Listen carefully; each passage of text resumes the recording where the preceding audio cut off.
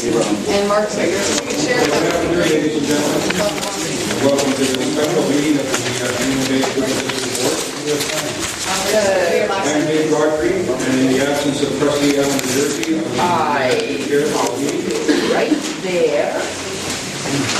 Following last year's public meeting in October, the Board of Trustees decided that it would be a good idea to hold a semi-annual meeting midway through the first year in order to inform you of the progress of our various departments and your questions or concerns from our members.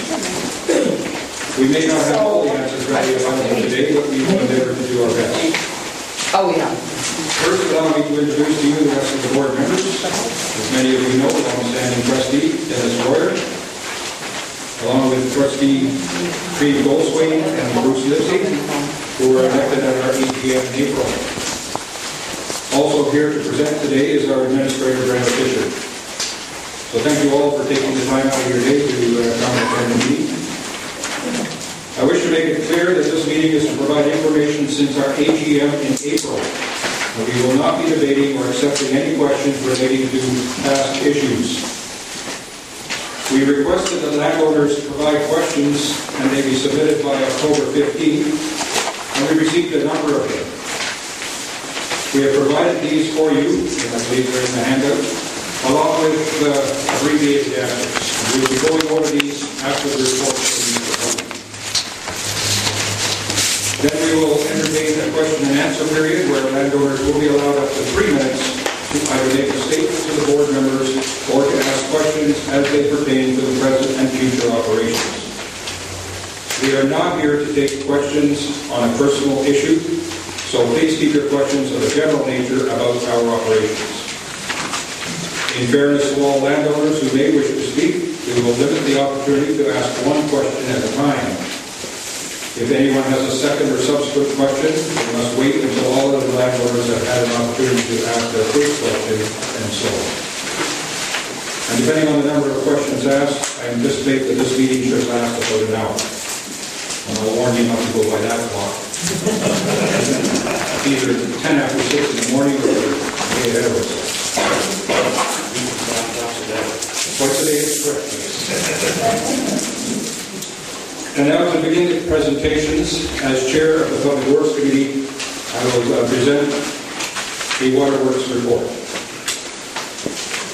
Under present infrastructure, and I should mention that these reports, copies, a limited number of these copies will be available for anyone that's interested in receiving a copy after the meeting. So if you're interested, be sure to see the gals at the table before you leave.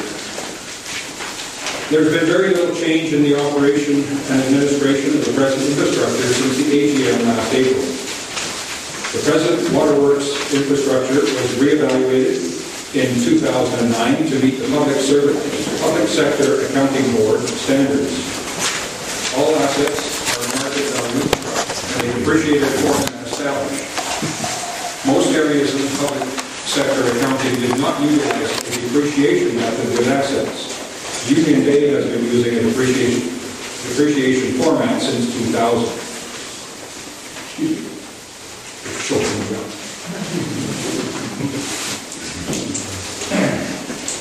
Information from the PSAB forms the basis to establish renewal and replacement costs and scheduling of replacements. In 2003, McElhaney Engineering Consultants was engaged in the development of a 20-year renewal and replacement plan for our system. The report was presented at the 2004 UBID Annual General Meeting. The plan is reviewed approximately every 5 years to modify pricing and timelines for replacement. This was completed in 2009 by McElhaney Engineers.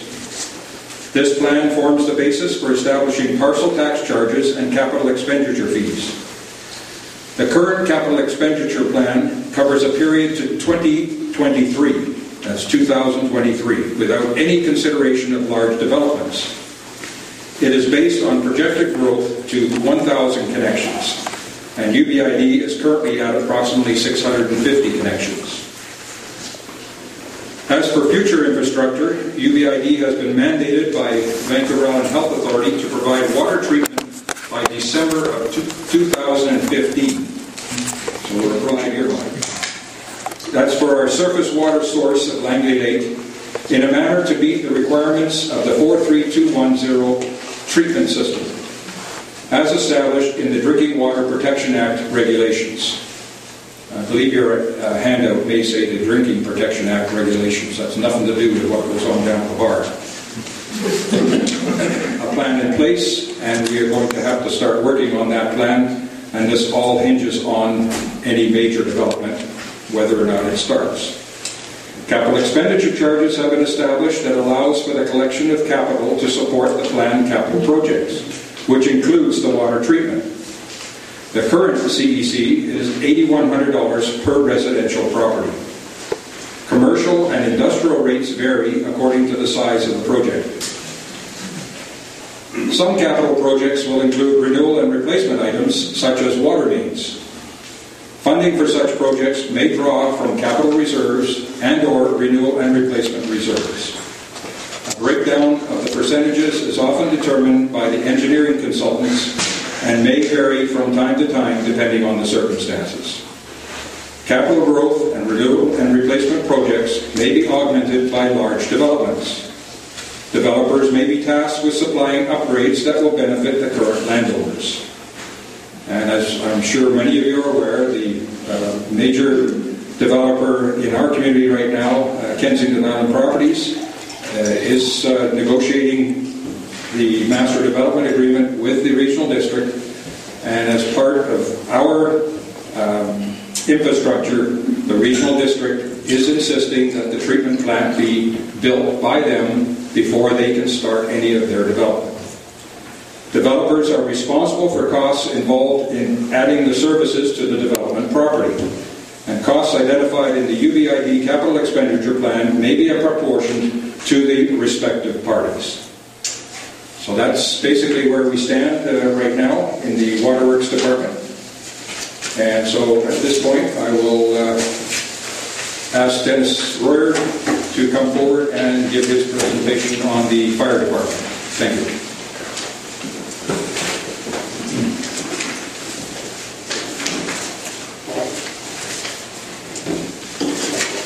Fire Rescue Services for Union Bay midterm report. The Fire Rescue Department continues with their extensive training with 24 members. Training is a constant task for the department. It keeps the firefighters very busy at their Tuesday evening call-out and many weekends.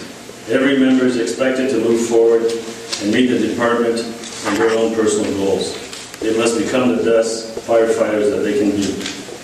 Earlier this summer, the department lost most of its forestry fighting equipment, stolen out of our trailer stored in the McLeod Road Reservoir lockout. None of the equipment has been recovered to date. The UBID insurance will cover the cost of replacing most of the equipment lost. It was decided to relocate the trailer and equipment to a safer location. A secure enclosure was built on the south side of the UBID office building. In late August, the Fire Rescue Department received the resignation of our fire chief, Mr. Dan Verdun. UBID wishes Dan and his family much success and all the best. The Deputy Fire Chief, Mr. Ian Ham, agreed to be the interim chief until the board went through the process of finding and selecting a new fire chief. The board would like to thank Ian for stepping forward to do this for the district and the firefighters. It was much appreciated. After the better part of 2 months and many candidates, the board is happy to say that a new chief has been hired for the Union Bay Fire Rescue Department. Ladies and gentlemen, I would like to introduce our new fire chief, Mr. Mark Jackson.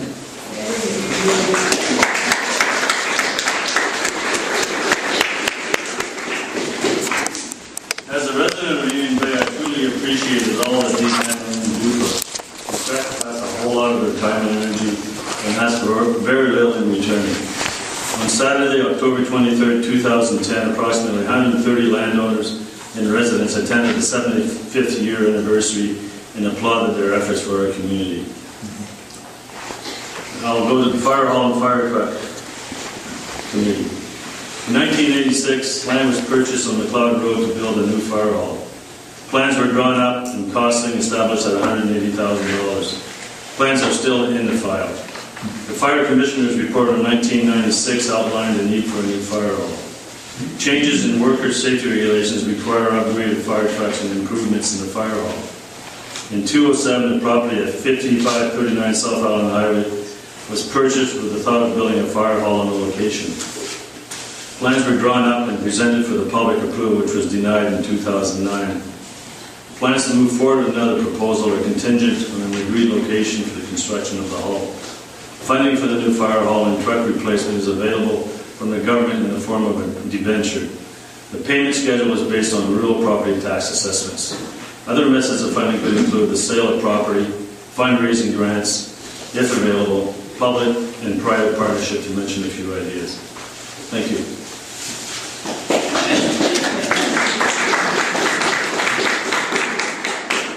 Thank you, Dennis. I'll now call upon Administrator Brenda Fisher to give her administration report.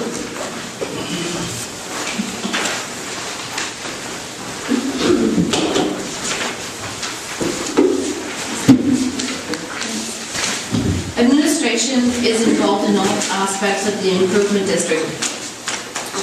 Includes the administrator, the administrative staff, public works superintendent, and the fire chief. Costs for public works and fire rescue staff are reflected in operational costs, while the administrative staff costs are split between public works and fire rescue, 1/3 and 2/3. Funding for public works is derived from direct billing, water tolls, and parcel taxes. Funding for street lighting and fire rescue services is derived through rural assessment based on property value. The current rate for our fire budget is 1.2963 per thousand. So on a property that's valued at $385,000, it reflects to be almost $500 per year for your fire protection. 3 cost centers are derived from rural property taxes in our budget. They include fire, street lighting, and building. In September 2010, the office hours have been changed to 5 days a week. This will increase administration costs by approximately $3,000 per year to cover vacation and other absence coverages. Cost centers for the budget for 2010 will be shown separately. The sheets that are attached to the agenda, they show the budget breakdown by category: public works, fire rescue, building, and street lighting. The board has proposed that the fees or the rates stay the same as they were for 2010, which includes the tax advance would be the same. It would be $402,000 for the fire street lighting budget, and the water tolls would stay the same. The only increase will be the parcel taxes, where there will be a $50 increase per year, and that's to gradually get to the point where we should be collecting $300 a year to meet what the PSAB has said that we should be collecting to meet our renewal and replacement costs. In 2011, the public sector accounting is going to ask that local governments display on their financial statements what they have in reserves and what they need to have for renewal and replacement, so that it's going to be quite obvious if there's large gaps. So it's really important that we meet our costs and establish. In the event that we are ever granted the opportunity to apply for a grant, you will have to say how you can meet and not ask for money again. So it's really we pay for the cost. And I'm not sure, do you want me to go over the questions? If you have questions, if you could note them, and then at the end ask. Okay?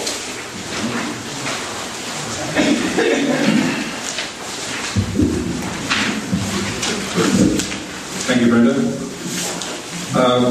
Before we get into the question and answer period, I think based on what Brenda just presented as infrastructure replacement and capital projects, I should mention that the board has approved a capital project for 2011. It will run somewhere about $80,000, and I'll explain to you that it is a continuation of what some refer to as the Nelson Loop project, which was done, I believe, in 2003. That stopped, possibly because of finances of the day, at First Street, or Second Street.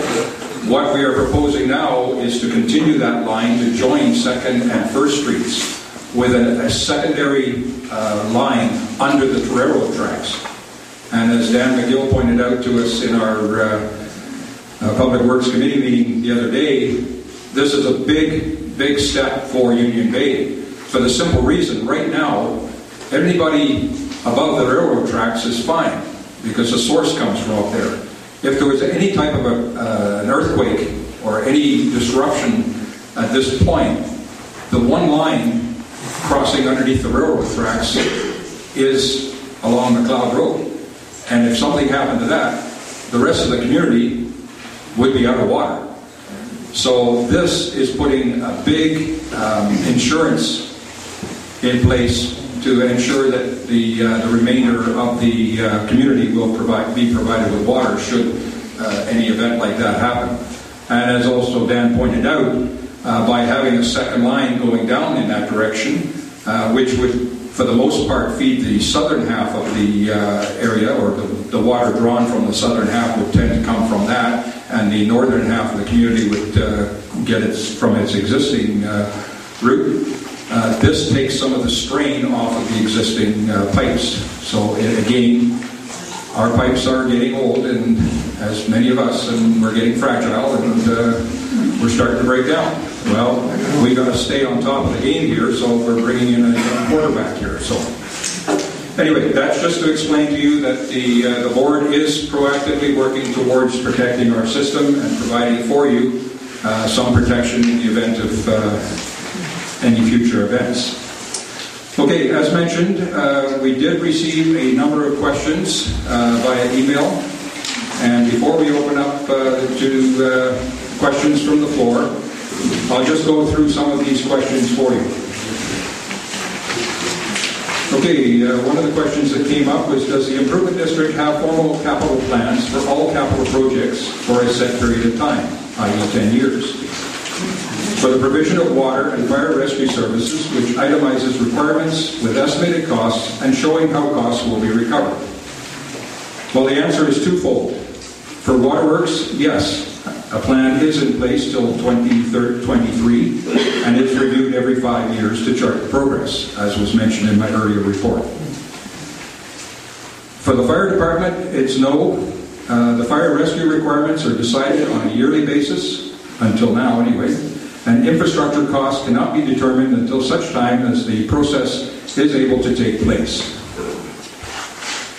The second question was sort of a follow-up. If such plans exist, are they available for public scrutiny? If not, why not? Well, the plans are not available for public scrutiny until they're finalized. I think that goes without saying. However, each situation is reviewed separately, and finalized plans are presented at board meetings, annual general meetings, and special meetings such as this. In that UBID is expected to transfer its water assets, other than distribution assets, to the CBRD, how does this affect the UBID capital expenditure plan for costs? Unfortunately, any of the questions relating to this situation are more or less hypothetical at this point, because there is no agreement discussed at this time to transfer the assets to the CBRD. How is the agreement reflected in the 2011 and future budgets? Again, it's not reflected. There is no major development on the table right now that we are involved with. How is UBID going to be required to purchase water from the CBRD? Again, it's unknown at this time. How would this be handled in the 2011 budgets and future budgets? Again, unknown at this time, therefore there are no provisions in the budget for 2011 or the future. I can see where you think it's all going, because a lot of the questions relate to what ifs. Well, we can't answer necessarily what ifs. What financial advantage is there to UBID to stay in the water business at all? Well, as soon as I saw this question, I knew the answer right off the top of my head, and I think most of you could probably answer that. If we're going to control our future costs, we need to keep as much of control of that as we can. So UBID landowners would maintain direct input into how costs are controlled. And if you want to know the reverse to that, maybe just talk to somebody in Royston who had their water taken over by the CBRD. With the transfer to the CBRD, what current operational and administration costs go away? Well, the answer would be exact details are unknown until the time of the transfer, if that happens. Operational and administration costs would remain and would be paid to the regional district. Well, what that means is, as per the Master Development Agreement and as per the discussions with the regional water supply system, the source of water under the provincial suggestion would be transferred to the regional district. Everything from the treatment plant tap down would remain. In other words, everything that's there now. They just would control the source. So the costs of running the business would stay the same, but there would be an additional administrative cost because obviously we would be paying for water, or we would be paying for an administrative fee to the regional district. I mean, their staff are well paid to run our business for us. There have been financial quotes given to address the peat problem. Has UBID taken steps to address this problem? Well, to address the problem, no. But we have looked at it. No, not at this time, because the costs are just too prohibitive, and the engineering does not support it. We did do, as you know, a bathymetric study last year, and that showed us exactly the depth of the peat on the bottom. And that's not so much a concern as some of the peat islands that float around and sometimes impede on the intake of the lake. But we cannot justify paying upwards of $500,000 just to get the peat out of the lake at this time. But it says in the next question, will UBID be negotiating the peat removal and subsequent costs with Kensington in their agreement for water infrastructure? It's a possibility, but it's yet to be determined. Kensington has stated on many occasions that they will pay for water filtration system. Well, they really don't have any choice. Regional district is putting that in place. Will those costs include the setup of the plant? Well, of course they will. Provisions are provided for the upgrade of the water infrastructure in the decisions and requirements on our behalf. Who will pay for the ongoing operating costs related to maintaining the services of this filtration system? Ongoing operational maintenance costs are covered by users of the system. However, as I mentioned just a little while ago, that is on the supply end. If all goes through as it has been proposed up until now, we would remain distributors. So those costs would be with the suppliers, i.e. the regional district. And again, there would be a charge for it, no doubt. So we all pay in the long run. Has UBID developed an ongoing budget for the projected maintenance of this filtration system? Well, we're unable to establish a budget for anything in that regard because we don't know what system is going to be installed and it's yet to be determined. So. If in fact the peat was removed from Langley Lake, the overall cost to operate the Kensington-provided filtration system would be greatly reduced. Will UBID be negotiating on our behalf with Kensington to take this necessary step and clean up our valued water system and thus create a win-win situation for all concerned? Well, yes. I mean, obviously that would be a good way to go. UBID will be negotiating regarding all aspects of the water system. Environmental impact of cleaning the lake must be considered as well as the cost factor. So one would tend to think that if it's a benefit to putting the water treatment plant in, that Kensington would be agreeable to helping with that regard. But there are no guarantees. There's no guarantee that Kensington's going to go ahead and we're even going to get a water treatment plant. But FEHA says we have to have one by 2015. So if they don't pay for it in any way, shape, or form, we are going to have to fund it. The next question said, my concern would be that any stage whereby Langley Lake has insufficient water to meet the development needs, who pays for the unknown quantity and source of the water at that point? And the answer that we came up with is providing water from Langley Lake for development is determined by the water license provisions. It is in everyone's best interest to have adequate, sustainable water, and that is why it is handled by government agencies to set guidelines and procedures to ensure the public interests are ensured. Unlike the original master development agreement, I will add to this, that required that Kensington show or provide sufficient water for their full build-out for the 20 or 30-year plan, for all the possible connections they could ever put onto that lake. That has changed in this latest round of negotiations. I understand now that the regional district is being a little more receptive to the idea of using a phased approach.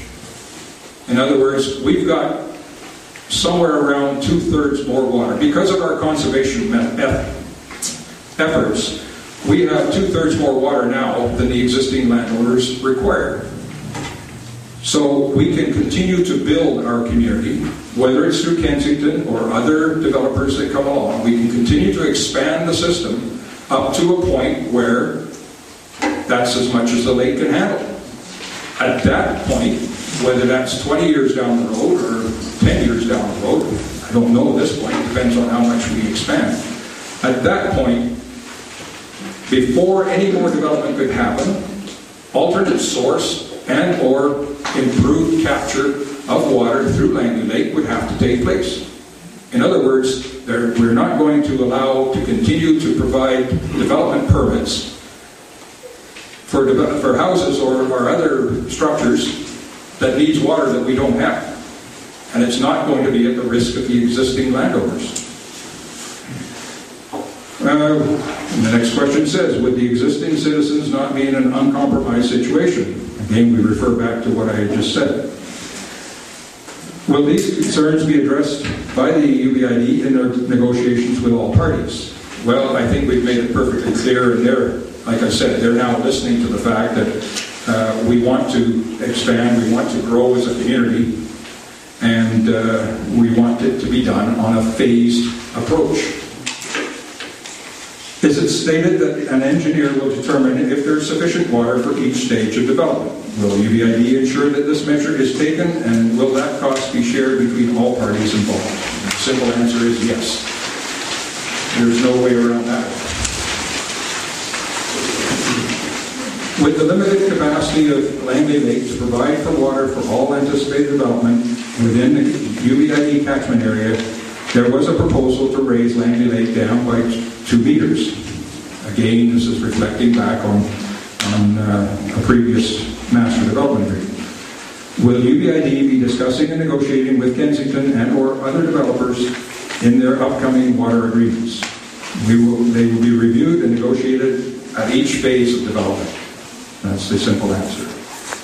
Will UBID be putting forth this water infrastructure proposal in conjunction with the provincial government and the CBRD? Yes, certainly.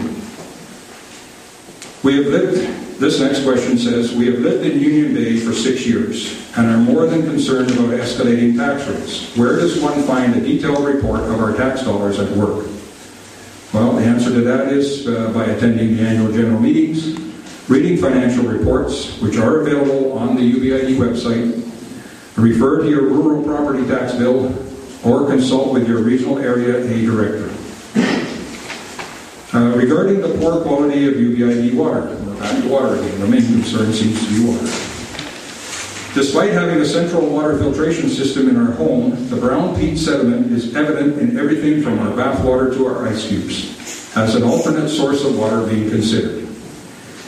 Yes, a study was conducted in 2003, and since then the regional water system has been proposed. The regional water system is not a feasible option. I think the last we heard it was somewhere around $8 million. And climbing. Oh, $80 million. I'm sorry. Well, I don't know who's expected to pay that, but to get water from Comox Lake down to here, $80 million is just not in anybody's pocketbook. But yes, we have in the past, and if anybody knows of any other source, please let us know. We've done studies we don't have the benefit that some of our neighboring communities, such as Ships Point, Fanny Bay, and others, that have a nice big aquifer under them. We don't have a well source. We have the lake. Although the initial cost to pipeline cleaner water would be substantial, it would be a one-time cost versus the ongoing cost of the futile effort to clean up the peat bog that is Langley Lake. That's pretty harsh. Has there been a cost analysis on both considerations? Well, the answer is yes. And the way somebody words this question, you'd think we were drinking out of ditches. We're not. That's a substantial lake. Yes, there's peat in it. It doesn't impact us to the point where it's unsafe to use as a source. But it is a concern, and that's why the Toronto Health Authority, because it's a surface source exposed to any number of pathogens and viruses, it requires water treatment. We've been doing chlorination, which has kept us within the Drinking Water Protection Act guidelines until this point. But the VHA has mandated that all surface water sources, all purveyors of water using surface water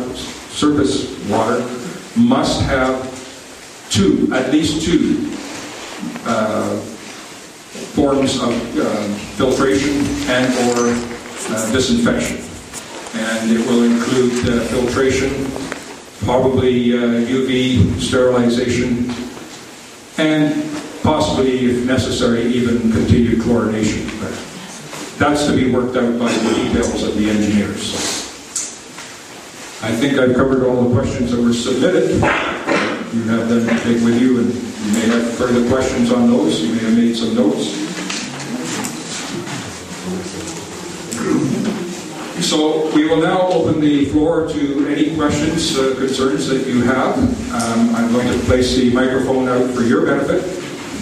Please come forward one at a time or in a line and state your name and your address, please, for the record, and then present your question. We will give you approximately 3 minutes for any discussion or presentation you may wish to make, and then we'll then provide you with an answer if possible. So here we go. Thank you.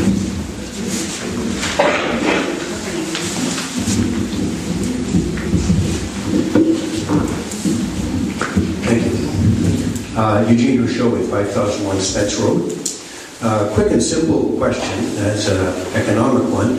Why do we have to have two people riding in the truck to read meters in this locale? Okay, I won't use the mic. I hope that you can all hear my answer on this one. We had a couple of incidents a few years back where it was a risk factor, if you want to call it that somebody might injure themselves. Believe it or not, there are some pretty tricky places to go and read meters around there. But we also found by providing two people, we get the work done in less than half the time. It used to take one person between 3 and 4 days to go around and read every meter in the community. We're now doing it in, I think, less than 2 days, a day and a half. So there is I know it doesn't seem to make sense on the one hand, but there is quite a savings on the other. And that's what we decided. The next question?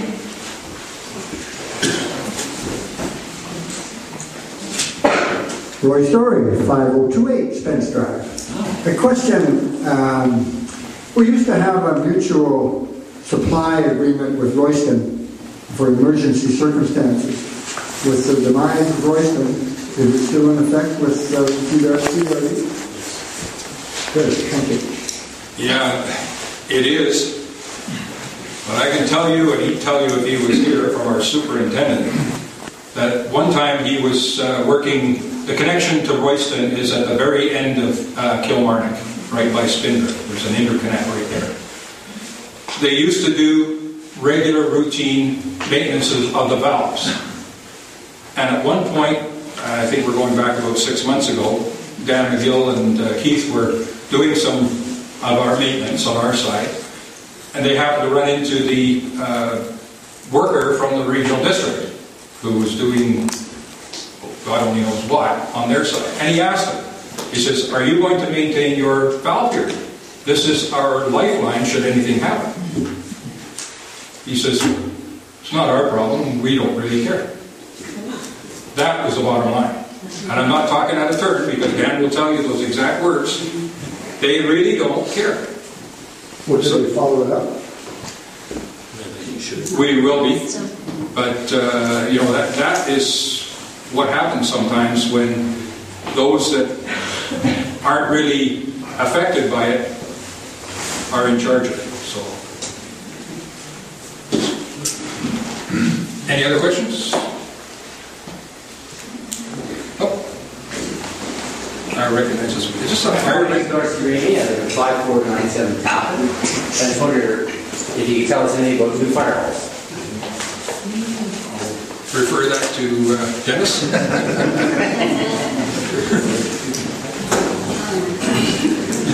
We,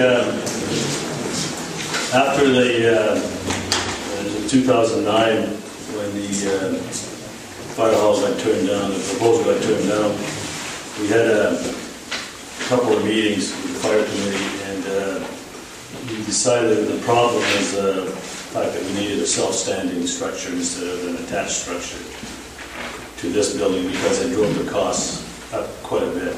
And that's one of the main reasons the costs went so high. And the big problem we have, of course, is that we don't have a site. The site that we do have up across from the credit union is too small. We don't have another site. Therefore, we're sort of dependent on... back here. Well, we could do it back here. Yeah. We're sort of dependent on the site that we really like is the 3 acres south or north of here that Kip would be giving us, which would be a perfect site right on the main road. It's nice and flat. It's free. We could sell these other sites to help pay for the fire hall. Therefore, we basically, the committee has been on Boulder since then. There's not much sense in spending a lot of effort in designing and proposing when we don't know where the site's going to be.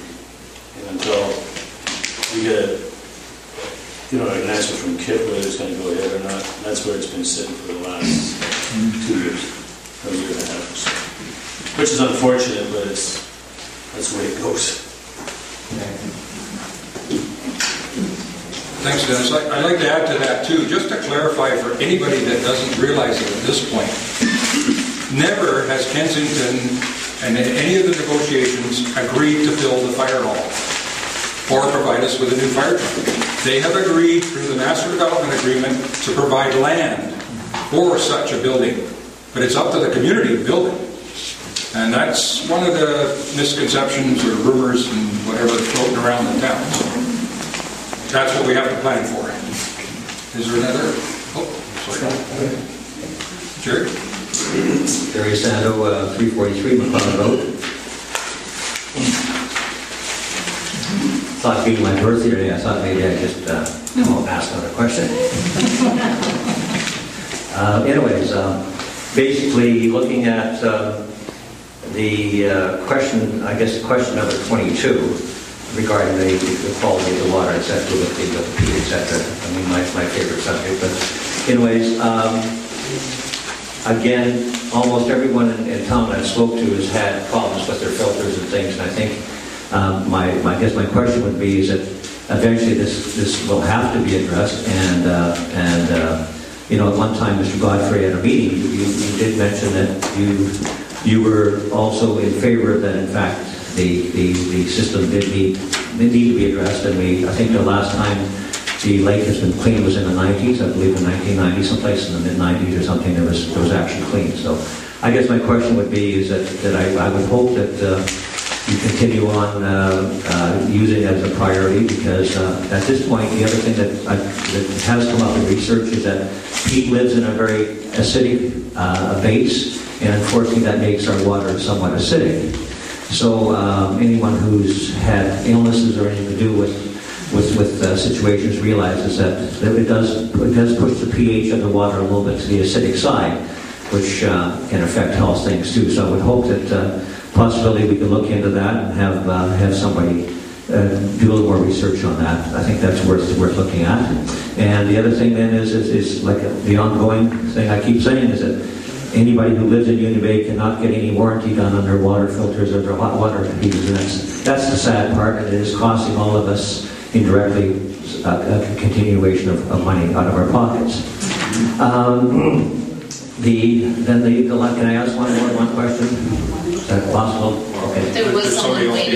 Sure, okay. I've attended a few meetings, public meetings in the past, and the hostility in the room was obvious. I don't sense it today, and I think that really is a credit to our current board of directors, and I thank you very much. I wanted to ask a follow-up question to Mr. Royer regarding the fire hall and the fire truck. With respect to the water system, we're approaching a 5-year issue where we have to have a system in place. Are there any timelines with respect to having to purchase a new fire truck or having to construct a new fire hall with related to workers' compensation issues that are putting pressure on us, or can we continue to postpone activity on that farm? Okay. Well, we have had a bit of pressure from the Workers' Compensation Board and also from the provincial government, because the existing fire hall is that word I'm looking for? There's lots of words. No, basically, it doesn't meet the seismic requirements of a fire hall in an emergency building. So, I would imagine in a minor earthquake, it would probably fall over. I'm not sure, but I can't see why it wouldn't. And we are under the WCB. Actually had a major inspection. It was about a year ago. 2008. And they gave us a book on what had to be done. Basically, we had a lot of things to try and cope with. And of course, financially, a lot of them were almost impossible to meet. So we met most of the basic requirements, and they've sort of said that since we're looking at putting up a new fire hall, they would give us time to work towards that process. And of course, eventually we're going to come probably forward a lot stronger and enforce the issue. That's where we stand at this point. And if I can just 2 months ago, our representative for Workman's Comp was into the office, and he has asked for a timeline plan similar to what VHA has asked us for. We haven't given him that yet. No, that's why now that we have a new fire chief, and then we'll look at doing what restructures, and we'll make him do it.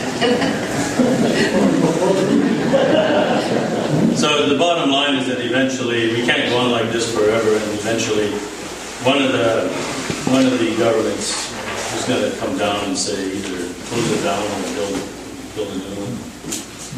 So that's where it's at right now. So I think everybody knows that. So thank you.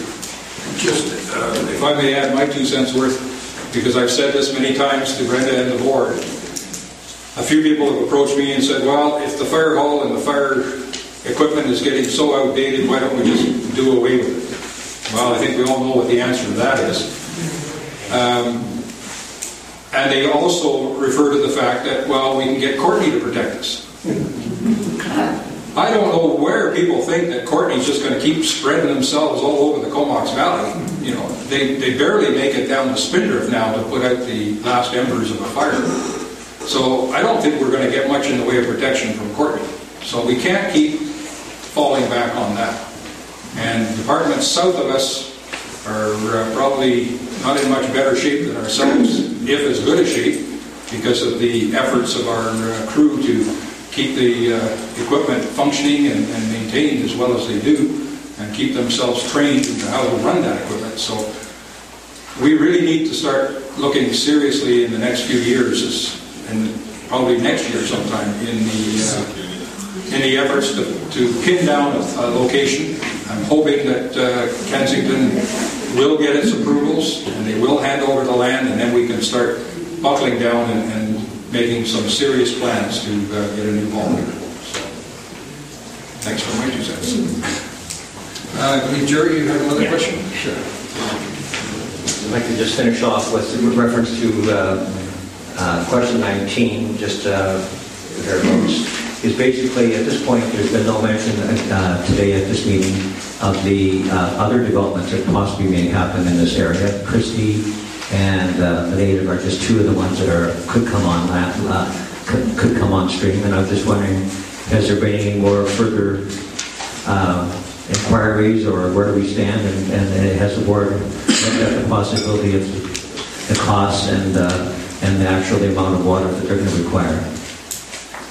No, there's, other than the initial approach to say that they are looking at putting a small development in, they haven't come forward with any plans, and until that time, then we would have to look at what their needs would be. But compared to Kensington, of course, they're very small demand as far as those particular developments, if Kensington didn't happen, would fall under the expansion, as I mentioned in my report, going from 650 connections up to approximately 1,000 connections. So that 350 connection increase would likely come from small developments like the Christie development and others that may pop up from time to time. But as I mentioned, we're well within providing water for those people without any change in the system at all. So, thank you. Thank you. Are there any further questions? Oh, one more. I'm not sure it's a question. Maybe it's just to make sure I'm getting it clear in my head in terms of where we are in relation to Kensington, CBRD, and UBID. Mm-hmm. Because it seems to me, what I'm hearing, is that UBID is responsible for fire, water, and lighting. Mm-hmm. CBRD is responsible for the process for development. Exactly. But a development can't go ahead unless there's water. Mm-hmm.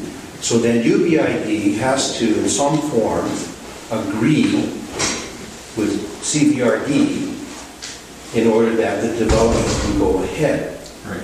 But that's leaving us in a very difficult position, UBID and the landowners, not knowing what the costs are going to be. And so we're acting as though we're going ahead as though there is no change and there is no KIP happening, and we're not predicting the future in terms of costs to the landowner. That's where it seems like the first numbers of questions couldn't be answered because you didn't know. There were no decisions. So, I mean, it leaves me in a place where the uncertainty is not okay. It hasn't been with us for a number of years now. I appreciate your concerns.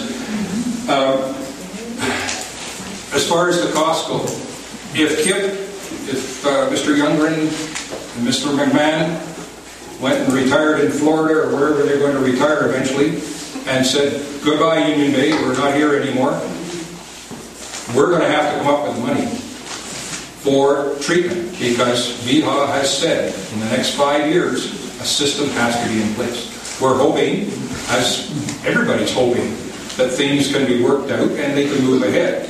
It's the delays at the regional district office that has everybody stunned. We cannot negotiate with Kensington other than an agreement in principle that because they're going to use the phased approach and we're not looking at building 3,500 homes in the next 5 years, God, even Crown Isle, when they put their proposal through to Courtney years ago, but it wasn't expected that they were going to do them within the first 5 years. They were using a phased approach, and as I mentioned, the regional district has now accepted that Kensington will use that same phased approach. Their first development will probably be a small in comparison, subdivision up off Argyle or somewhere in that area for 100 to 200 homes. But again, our existing system can quite adequately handle the water required for that, because in the Master Development Agreement, unlike many of the homes around Union Bay today, they have to have the most efficient of facilities in all of those homes. They have to have the low flush toilets and the low showers. They're even, I believe, negotiating to use purple water? Purple pipes. Which means they will capture some of the gray water and recycle it for their other needs and possibly for firefighting. Now, I don't know quite how that all ties together. I mean, how do you have half the community on regular water and the other half on purple water, or gray water? But it's filtered. Well, okay. Anyway, but those are things that are being negotiated with the regional district. All that they have looked at from our perspective is the capability of our Langley Lake source to be able to handle at least phase 1 and possibly phase 1 and phase 2. And then beyond that, another source of water or an expansion or change to the Langley Lake source. But that may or may never happen. And it's unfortunate, as I've said to others on the board in the past, it's unfortunate because of the way the first round of the Master Development Agreement was put forward and advertised, that Kensington had to prove that they had enough water for the 3,500 homes or whatever number it was at that time, regardless of how long it was going to take. And that's why their engineers looked at raising the Langley Lake Dam. But that hasn't been on the boards for, I dare say, at least a year, if not 2 years now, because they are using a different approach and get what they can out of it, protecting the existing homes and other smaller developments that may come along. Somewhere along the line, whether it's Kensington or Christie or however comes along and says, oh, I've got this much land, I want to develop it, somebody's going to trigger a point where they're going to say, hey, we're reaching the maximum capacity of Langley Lake as it exists, so you're not going to get your development permit. Then you, whether it's KIP or somebody else, you are going to have to prove to us that there is another source of water or sufficient water to provide for that development. So that's how it all kind of ties together. But we, with our existing license and our existing system, we are not in any form of negotiation other than to basically confirm to KIP and to the regional district that what they're negotiating for at least the first few phases is feasibly possible with the source we have now. Once they've come to an agreement that they're going to be putting in this and doing that, and then that master development agreement gets signed, then it comes to our table and we negotiate the fine details, as it were. One of those fine details that we've already worked out that we feel is going to be a big benefit to our existing operation is that we're going to have a standard fire hydrant, believe it or not, for all new development in Union Bay. Right now, I think we have 5 or 6, I think that's a conservative number, different styles, shapes, operations of fire hydrants around our community. You can imagine what happened. I mean, it's happened over the years, right? Fire hydrants improve, but hey, this one's still working, so we carry on using these ones, and eventually we end up with, better deals down the road, more efficient fire hydrants, and so on and so forth. We've got a mishmash of about 5 or 6 different fire hydrants around the community, and that's hell on the fire department. It's no wonder they have to train every week. They have to go and make sure they remember how to use some of these fire hydrants. And our waterworks people have to go out and maintain all these. They do maintain twice a year, do checks on all of them, and every second year they take some of them and completely tear them apart and make sure that all the fittings and valves are working properly, just to maintain. So with Kensington, we've come to the agreement, or we will be negotiating and preliminarily discuss this, and it's not a problem for them, obviously. They probably won't put in the gold fire hydrants they have up at Crown Isle. Who knows? Maybe they'll be purple and blue, I don't know. But there will be a standard, is what I'm getting at, because we need to work towards a standard. And if it's a standard that's the modern day standard, then we have to upgrade some of ours as we go on. That would be part of the fire chief's mandate and part of the negotiations that will go on with the district at that time.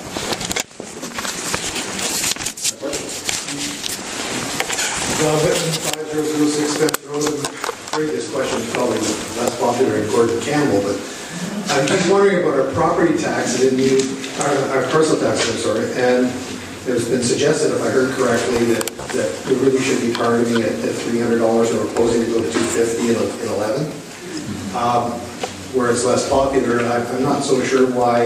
Is it politically not possible to go to 300? I think it's very prudent to be attaining the capital provisions that we really need in this community, particularly because they're not likely to get less, they're likely to get more. And I think we're just kidding ourselves. Is the microphone on? You can't hear me. Yeah. Hello? Yeah. Do you want me to start right from scratch? I'm reading, yeah. Yeah, just talking about the parcel taxes that are currently $200, and I understood that our objective was probably $300 to at least meet budget. And I guess my comment is, I think it's, at least in my particular case, believe that we should be going to increase to $300 rather than $250, so that we can at least maintain the provisions of budgets that we anticipate, and particularly considering the costs that those capital requirements are going to have will increase. So I'm just wondering whether it's just deemed to be politically not possible to get to 300 now, but it would my suggestion that we go there as soon as possible. You should be doing that.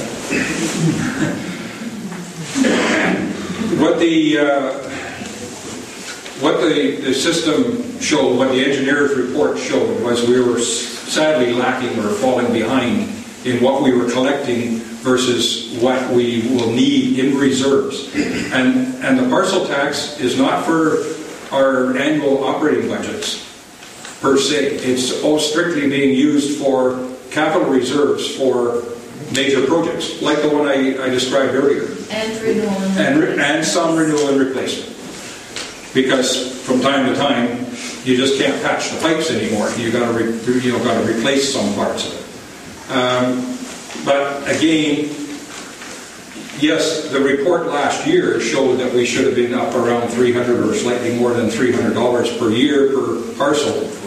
But we were I'm sorry, yeah, 300 was correct, and there is a catch-up period. And we're trying to catch up in stages to at least make it easier on the landowners. We know that raising taxes is never popular with anybody. It's not popular to say that the board next year will reach that 300 mark.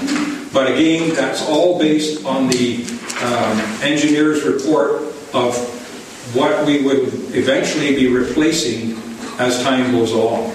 And we will have, and as Brenda mentioned, the new system is going to require that as of next year, not this coming one. No, when you're reporting after 2011. After 2011, the financial report will have to show what has come in and what is expected to go out for any particular project and why, if any, there's a shortfall. So we're trying to be easy on everybody, but maybe not everybody can afford a whopping big jump at one time. The unfortunate thing with parcel taxes and water tolls, anything to do with the water, you can't defer the taxes. Those are direct taxes to the UBID. With the fire protection being on your property assessment taxes, if you so choose, you can defer the taxes. I'm doing it, and I think there's probably many others around that are doing it. But that's a personal choice, and that's the only way to ease the pocketbook, as it were. Are there any other questions? Yeah, I got one. Yep. And then I believe my question covered from 9 to 13, but I believe it was a meeting or two ago. Mr. George James was here, and I'm sure he's here tonight.